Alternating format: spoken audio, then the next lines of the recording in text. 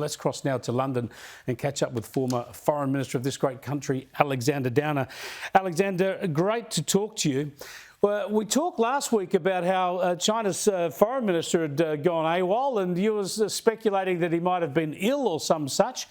It turns out he was having an affair with a glamorous television presenter, and they're having a baby apparently, and he's been punted and replaced by his predecessor. Can you explain to us why this would be so crucial and whether there'd be any policy or political issues behind this, or is it all about that those personal issues?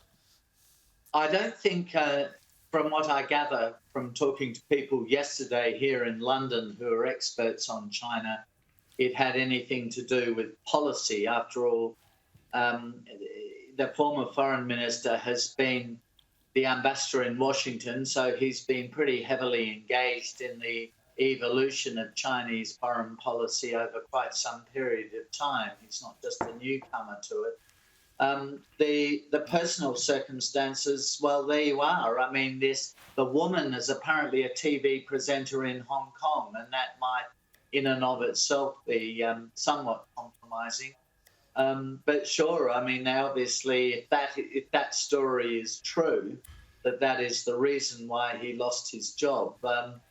That shows a strong sense of moralising by the Communist Party in Beijing. It sounds quite like surprising. Sounds like Xi Jinping has picked up Malcolm Turnbull's bonk ban. Yes, it does sound like a bonk ban. I hadn't realised the baby was involved until you mentioned it. And I suppose in Australia, you're right. What happened to Barnaby Joyce is a bit like that. So there you are. It sure is. Beijing, Canberra, they've got some things in common. They do indeed. Such different systems, but in some ways there are similarities. I've got to get your thoughts on AUKUS and New Zealand. Now, Anthony Albanese's just been over in Wellington and caught up with the New Zealand Prime Minister Chris Hipkins, and he's got the AUSMIN meeting with the Americans in Brisbane tomorrow. Tell me this, riddle me this one. We're so close to New Zealand on everything, including defence, yet when we have nuclear submarines, they won't relax their nuclear ban. They will ban Australian nuclear submarines as well, presumably. Here's their Foreign Minister. I thought we had their Foreign Minister.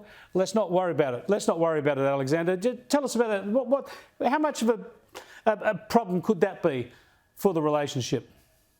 It's absolutely absurd, by the way, for two reasons. There are two pillars to AUKUS. There's the nuclear submarines program, and secondly, there is the technology, cyber technology, artificial intelligence, and so on, in the defence space, and the evolution and the sharing of that technology.